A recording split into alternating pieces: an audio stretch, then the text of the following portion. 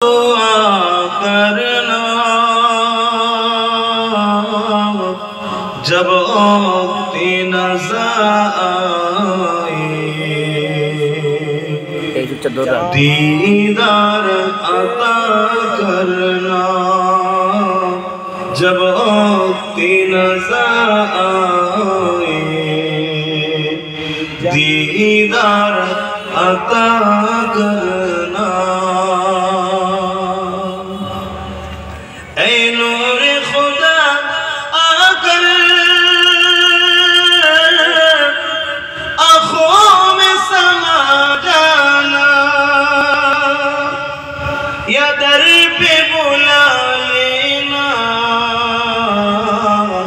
या ख्वाब में आ जाना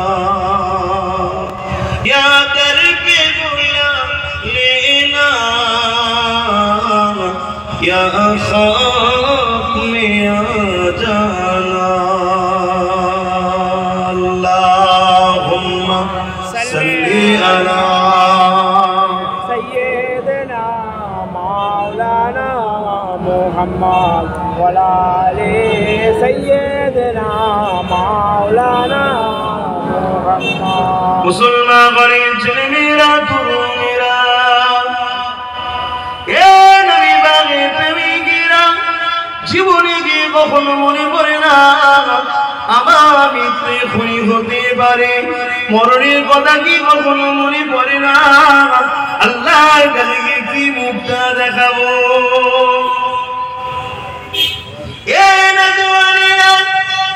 अल्लाह बाकी दुनिया बाकी अपना की बना ले अल्लाह नबी हुकुम जेटा अल्लाह पाक जेटा हुकुम করেছে আমার হাবিব যা আদেশ করেছে মেনে নাও আমার নবী যা নিষেধ করেছে ছেড়ে দাও কারণ আমি আল্লাহ আমার হাবিবকে তোমাদের জন্য উসওয়াতুন হাসানা সবথেকে উত্তম মডেল করে বানিয়েছি।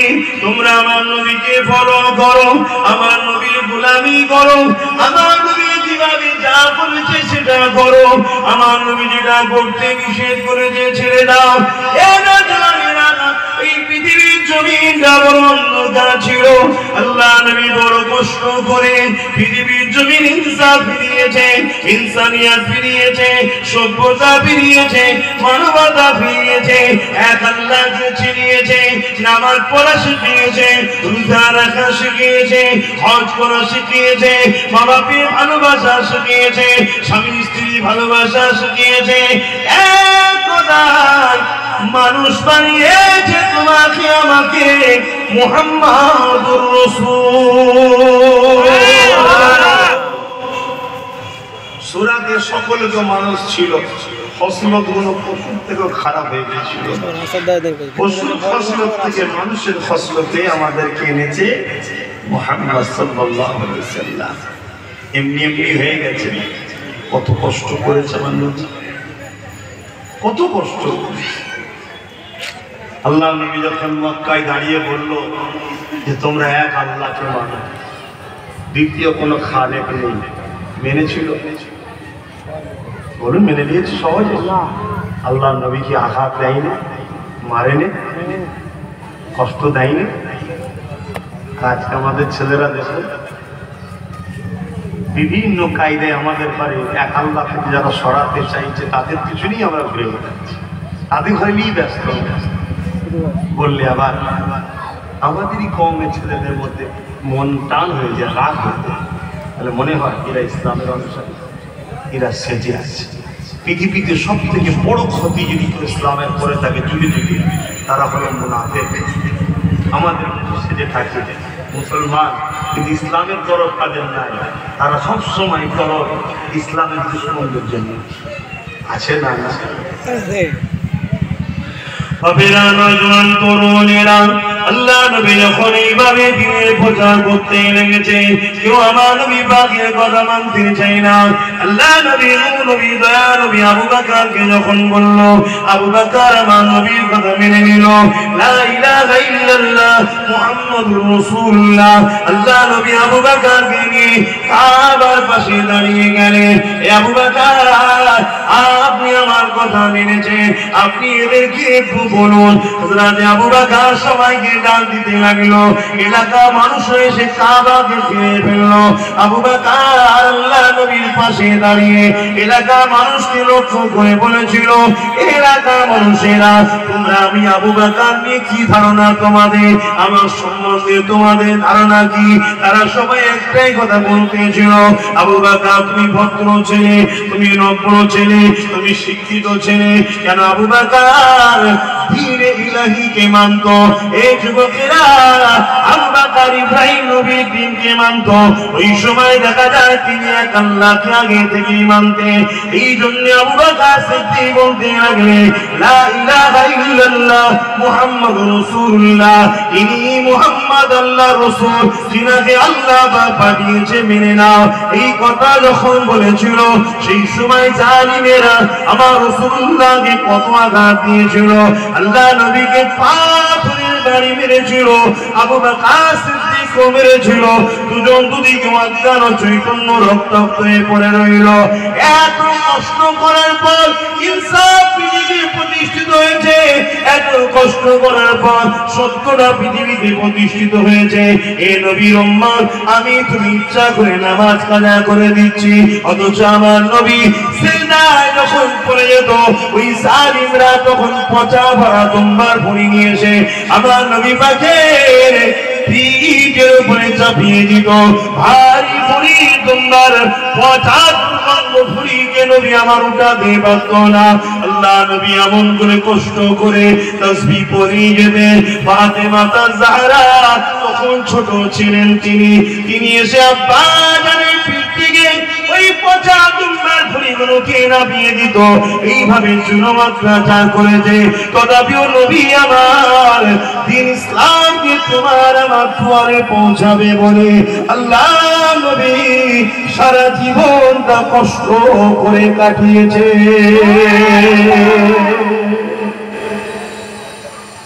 আজকে আমাদের তো সেই ধর্মের কোনো গুরুত্বই নাই। এমনও ছেলে আছে ঈদ বকরা ঈদে বলতো নামাজ পড়ে না, সেও বলে মুসলমান আছে না, খোঁজে দেখবে। এমনও ছেলে আছে জুম্মার নামাজটা পড়ে না, হচ্ছে বলে মুসলমান।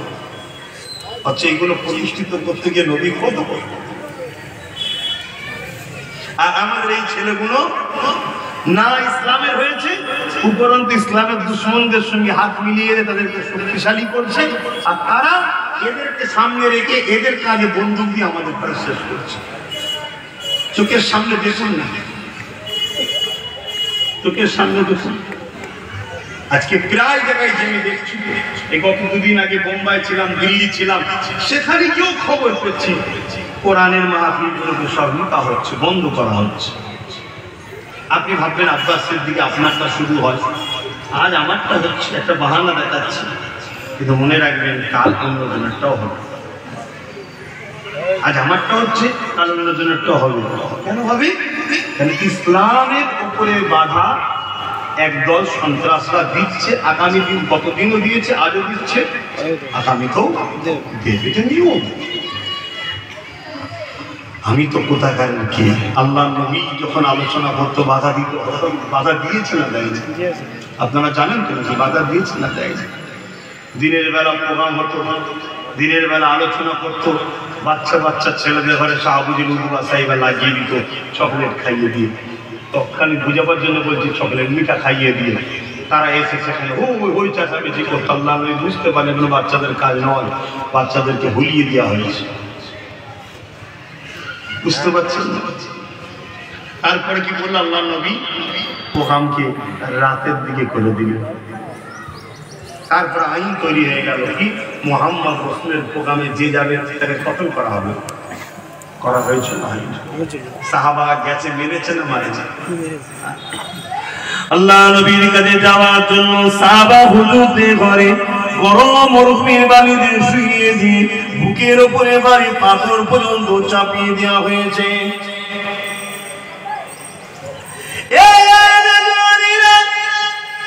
আল্লাহ নবী সাহাবাদের পিঠ গরম বালিতে পুড়ে যায়।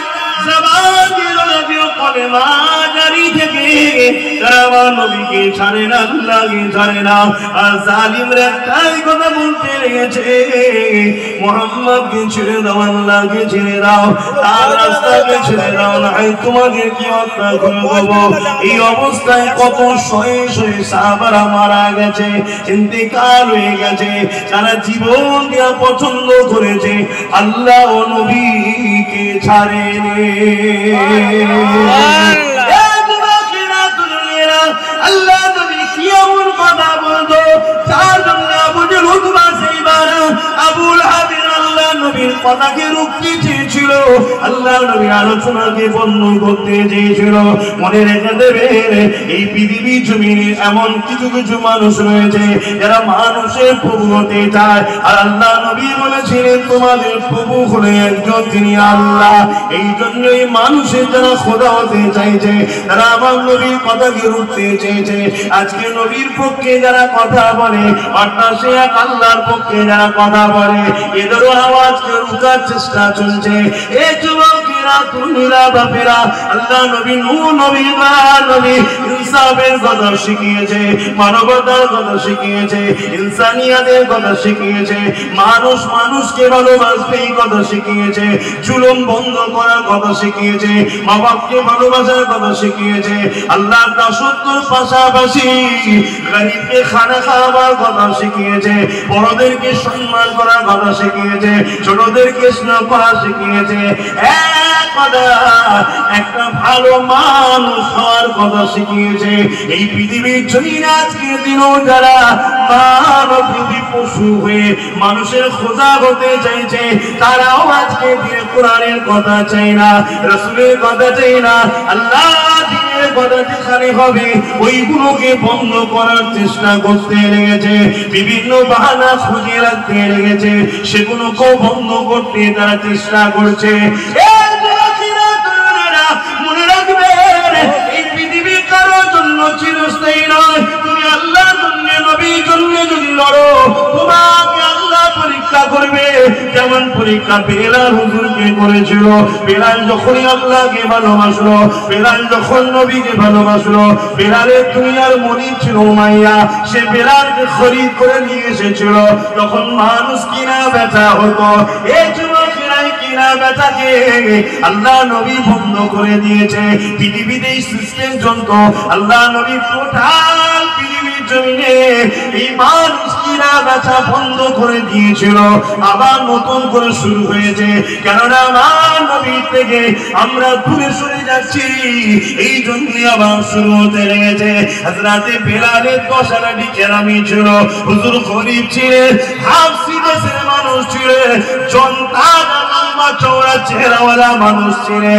এই দিনাকে খরিদ করে নিয়েছে মক্কার বাজারে যখন বিক্রি করা হয়, উমাইয়া হযরতে বেলাল হুজুরকে খরিদ করে নেয়। এই খরিদি করার পরে বেলালকে উমাইয়া নিজের ঘরের কাজ করায়, বেলালের উপরে জুলুম করে পেটে রাখার দেয়, আমার নবী কথাটা তার উপরে চালায়। এমন দিন একদিন বেলালের কানে খবর যায়, আব্দুল্লাহর বড় মুহাম্মদ নামে একজন এসেছে, তিনি নাকি আখিরি নবী, তিনি আজালির কথা বলে, মানবতার কথা বলে, গরিবের অধিকারের কথা বলে, ভক্তিত্বের কথা বলে, এক আল্লাহর দাসত্ব ছাড়া অন্য কারো দাসত্ব নয়, গোলামি জিন্দেগি বন্ধ করে দিবার কথা বলে।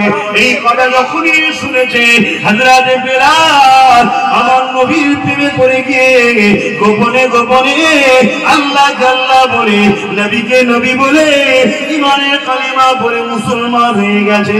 এই যুবকের হৃদয়ের মধ্যে রয়েছে, কারণ বেলাল জানে আমি যদি জাহির করি আমার এই দুনিয়ার মনিব উমাইয়া আমাকে হত্যা করে দেবে, আমাকে জানি মেরে দেবে, তাই গোপন করে রেখে দিয়েছে।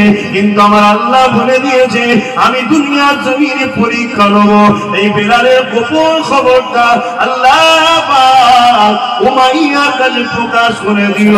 উমাইয়া জানতে চাইল, বেলাল রে শুনেছি নাকি তুমি আল্লাহকে আল্লাহ বলে, মুহাম্মদ রাসূলকে লিডার নেতা রাসূল বলে মেনে নিয়েছে বেলাল, এটা কতটা সত্য কথা। বেলাল চিন্তা করতে লেগেছে, আমি যদি সত্য বলি আমায় জান মেরে দেবে, আর মিথ্যা বললে ইসলাম সাল্লাম বলেছে মিথ্যা কথা বলা যাবে না, তাহলে আমি কোনটা বলবো? বিলাল চিন্তা করে করে বলতে লেগেছে, আমার জীবন যাই যাক, আরে জীবন তো আমার নয়, আল্লাহ দান করেছে, কিন্তু মিথ্যা বলবো না। যিনাকে আল্লাহ বলে, নবী বলে, রসুল বলে জেনে তার হাতে হাত দিয়েছি, এবং যে আল্লাহকে আল্লাহ বলে, মালিক বলে, খোদা বলে মেনে নিয়েছি, তাহলে কেমন মানা হলো? তিনার কথা মিথ্যা কথা বলা মিশে, আমি মিথ্যা কি করে বলি? এই বেলাল বলতে লাগলো, আমার দুনিয়ার মনিবে আপনি যা শুনেছেন সত্য শুনেছেন। আশহাদু আল্লা ইলাহা ইল্লাল্লাহ ওয়া আশহাদু আন্না মুহাম্মাদান আবদুহু ওয়া রাসূলুহু। বেলাল কালেমা যখন পড়তে লেগেছে